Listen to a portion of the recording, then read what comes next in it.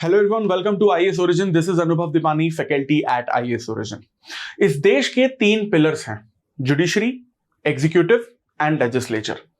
लेकिन इसमें जो जुडिशरी पिलर है वो डिसाइड करता है कि एग्जीक्यूटिव और लेजिस्लेचर्स ने अपना काम सही से किया है या नहीं।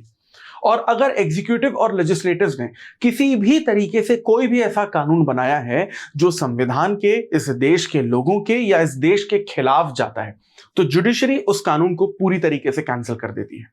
लेकिन जुडिशरी के पास इतनी पावर इसीलिए है क्योंकि हमारी जुडिशरी पूरी तरीके से इंडिपेंडेंट है।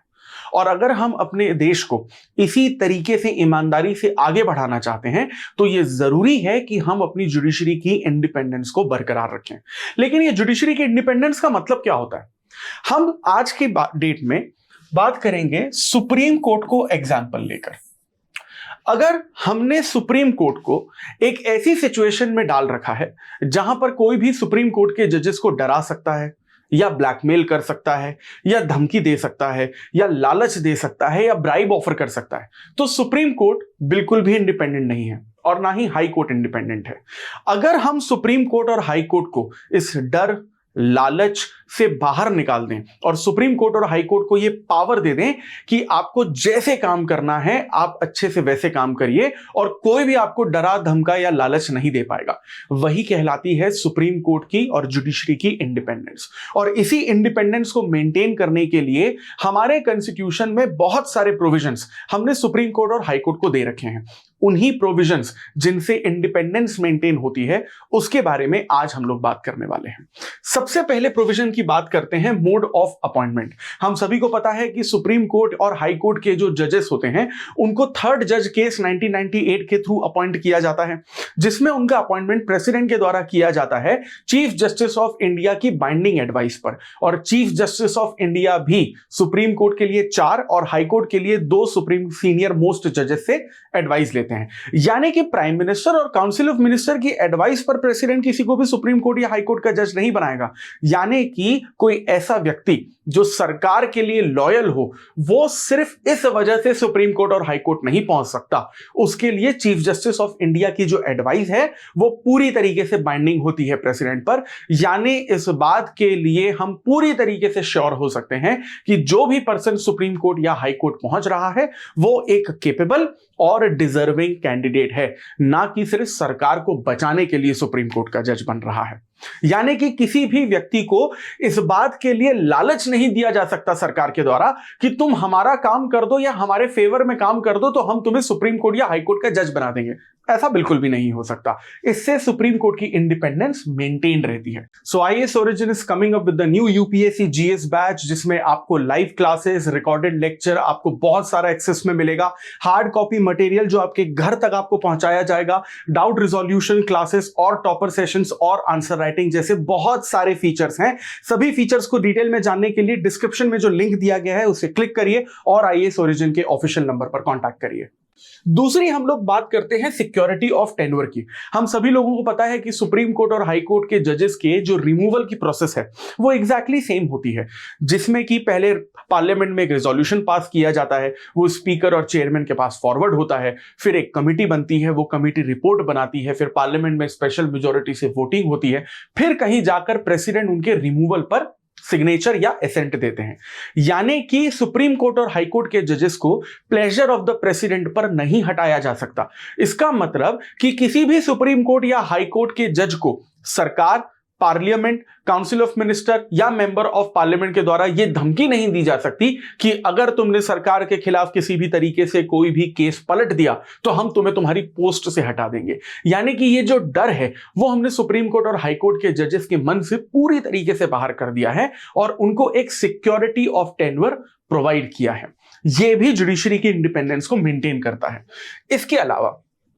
तीसरा डर जो सुप्रीम कोर्ट या हाई कोर्ट के जजेस को दिखाया जा सकता है सरकार या संसद के द्वारा, वो ये है कि हम तुम्हारी सैलरी नहीं देंगे या फिर हम तुम्हारी सैलरी को रोक लेंगे या तुम्हारी सैलरी को कम कर देंगे या फिर तुम्हारी पेंशन तुम्हारे रिटायरमेंट के बाद तुम्हारे पास आने नहीं देंगे। ऐसा बिल्कुल भी नहीं हो सकता, क्योंकि सुप्रीम कोर्ट और हाई कोर्ट के जो जजेस होते हैं उनकी सैलरी कंसोलिडेटेड फंड से आती है। सुप्रीम कोर्ट की सैलरी, सुप्रीम कोर्ट के जजेस की salary consolidated fund of India से आती है और उनकी पेंशन भी कंसोलिडेटेड फंड ऑफ इंडिया से आती है, यहां तक कि हाईकोर्ट के जजेस की salary consolidated fund of state और हाईकोर्ट के जजेस की pension consolidated fund of India से आती है। यानी कि पार्लियामेंट में वोट करके इनकी सैलरी बढ़ाई तो जा सकती है लेकिन कभी भी कम नहीं की जा सकती। तो यह डर भी हमने सुप्रीम कोर्ट और हाईकोर्ट के जजेस से हटा दिया है कि आप अपना काम ईमानदारी से करिए, आपकी सैलरी और आपकी सर्विस कंडीशंस अलाउंसेस को कोई भी कम नहीं कर सकता।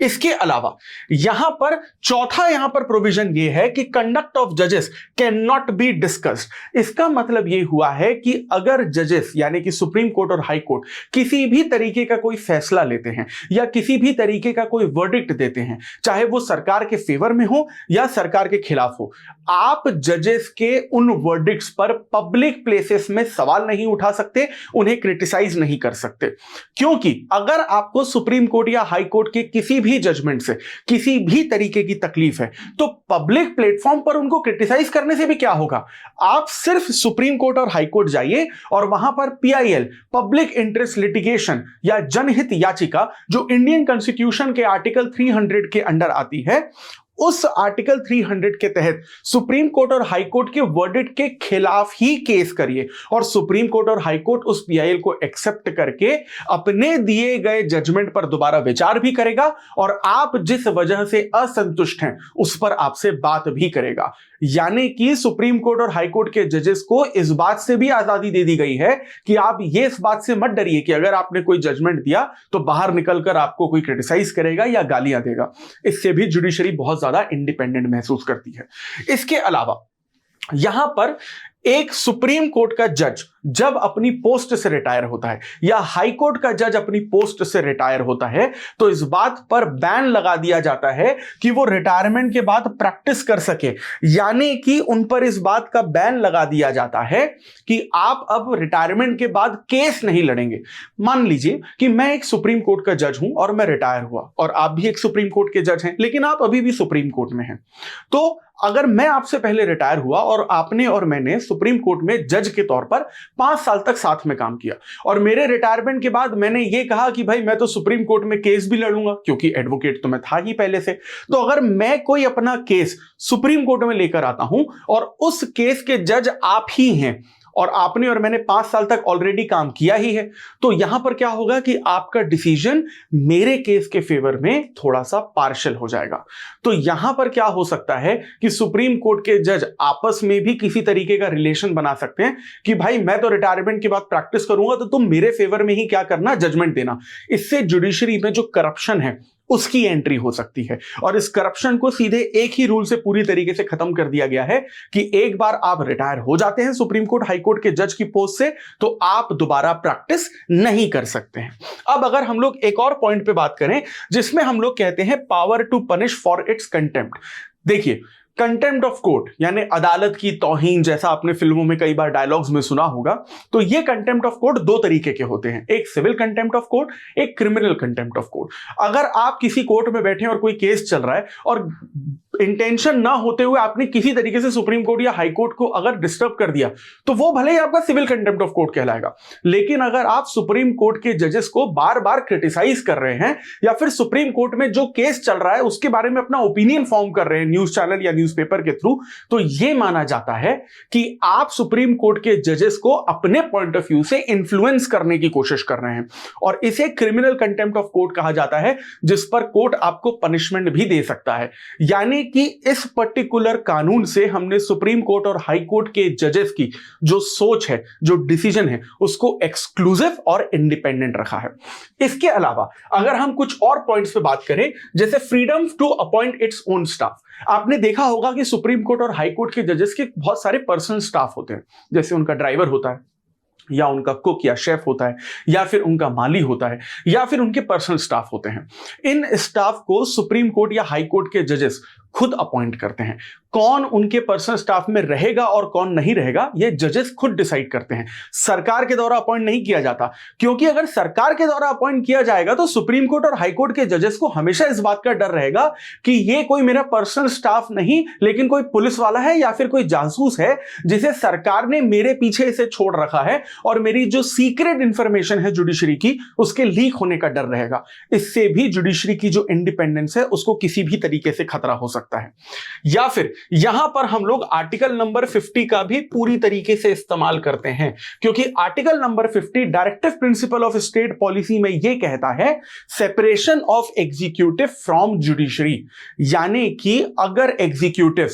किसी भी तरीके से, एग्जीक्यूटिव मतलब यूनियन एग्जीक्यूटिव की अगर बात करें तो president, vice president, prime minister, council of minister किसी भी तरीके से जुडिशरी के किसी भी काम में इंटरफेयर करते हैं तो उसे लीगली नहीं माना जाता और सुप्रीम कोर्ट खुद इसे रोक सकता है। यानी कि हमारे कॉन्स्टिट्यूशन ने यह बात क्लियरली लिखी है कि एग्जीक्यूटिव कभी भी जुडिशरी के काम में किसी भी तरीके से इंटरफेयर नहीं करेंगे, और यही वो सारे के सारे प्रोविजन हैं जिससे हमारी जुडिशरी इंडिपेंडेंट होती है। जितना समर्थन हम अपनी फेवरेट पॉलिटिकल पार्टीज और पॉलिटिकल लीडर्स का करते हैं, उतना ही समर्थन हमें जुडिशरी की इंडिपेंडेंस का करना होगा, क्योंकि आपकी फेवरेट पॉलिटिकल पार्टी और आपका फेवरेट पॉलिटिकल लीडर शायद कभी आपको धोखा दे दे, लेकिन इस देश की जुडिशरी आपको कभी धोखा नहीं देगी। और इसी तरीके के इंपॉर्टेंट टॉपिक्स को आप इसी आसान भाषा में समझना चाहते हैं जो आपके यूपीएससी सिविल सर्विसेज एग्जामिनेशन की प्रिपरेशन को और इजी बनाएगा। So for that please stay tuned with IAS origin, like, share and subscribe this channel. I will see you in the next video. Thank you very much.